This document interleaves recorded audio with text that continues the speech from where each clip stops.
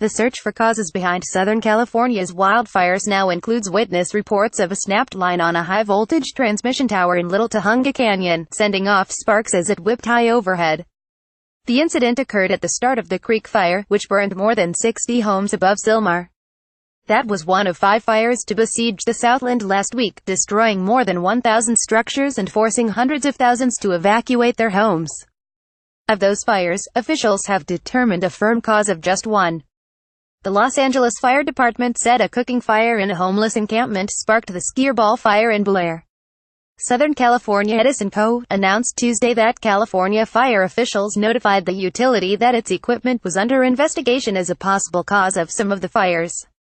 It will probably take months for fire officials to determine the cause of the fires.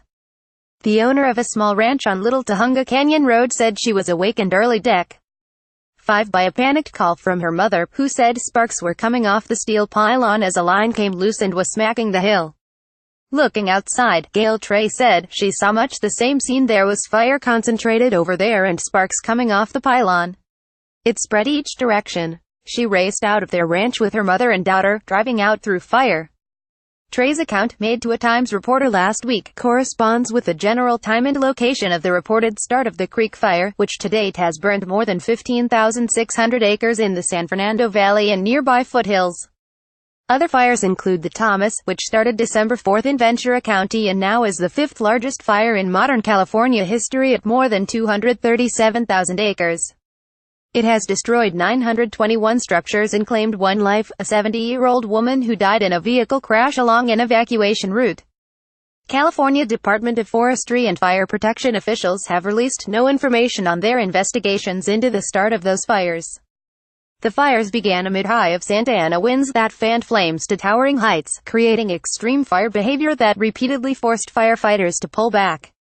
On the night of the creek fire, Trey's mother, who lived in a small house on the ranch, was awakened by the of tree branches slapping against her window panes.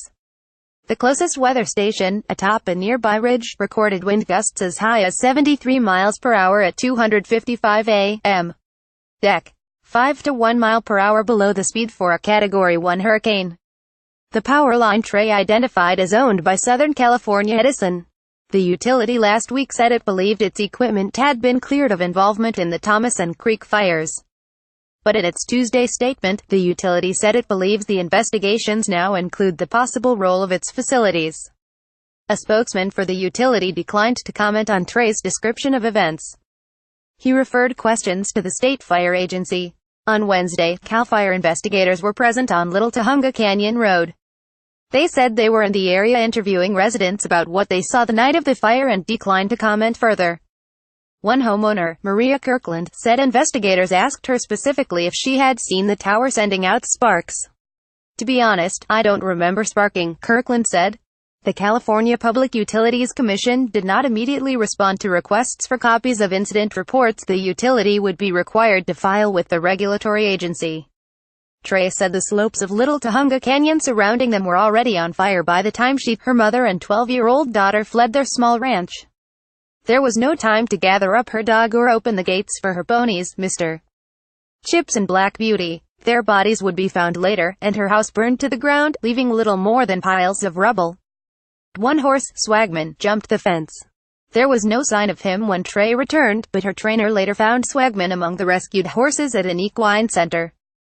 Determining the cause of the fire has major financial implications. Though the cause of October's devastating Tubbs fire in Santa Rosa is still under investigation, numerous residents who lost homes have sued Pacific Gas Electric Co., alleging power lines downed by winds sparked the blaze. PGE has suggested the fire might have been caused by third-party power lines not owned by the utility. Downed power lines have sparked massive California wildfires in the past, and utilities from San Diego to Northern California have been on the hook for millions of dollars.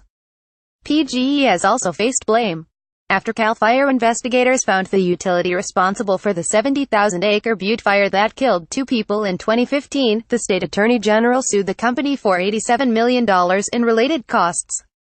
That case, filed in April of this year, is ongoing.